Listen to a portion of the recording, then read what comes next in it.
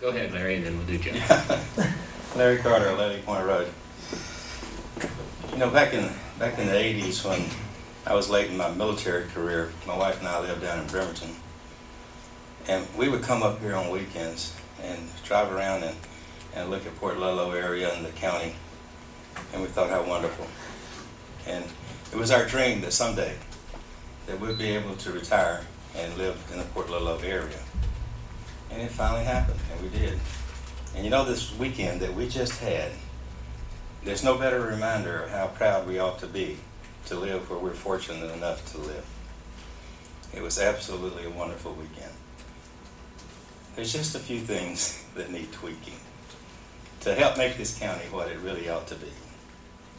And at our Shoreline Master Program Sunshine Forum that we had on Tuesday, we had about 90 folks who were there, of which about 70 of them were shoreline property owners. When asked for a show of hands, first of all, how many were shoreline property owners, the overwhelming majority of the people there raised their hand that they were. Asked them how many received notification from the county that the regulations for the use of the shoreline had the potential to change. Only 2 people raised their hands.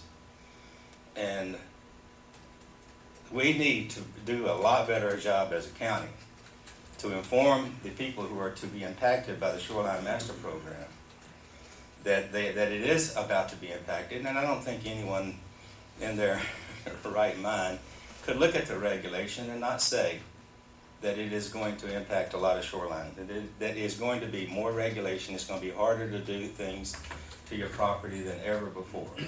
It's not going to be easy, and the folks who were there were quite upset about it. We are planning another one for the Grange, and we're going to work with the planning commissioners on a date that you guys, or at least some of you, can be there and talk and take questions from your constituents about these issues. In talking, right now they have before the planning commission a 50-foot setback for residential area and high intensity. We'd like to encourage you to keep that. I think this is certainly a huge step in the right direction to support dropping the buffers from 150 foot back to 50 foot in those areas. And the number one complaint, by the way, we had 3 county planning commissioners there. The number one complaint I get from the commissioners is that the staff is being heavy-handed on any changes to the existing program that is already on paper. So the planning commissioners, several of those who are there have voiced that the administrative staff really wants to go back to the 150. So please help us support that change. Thank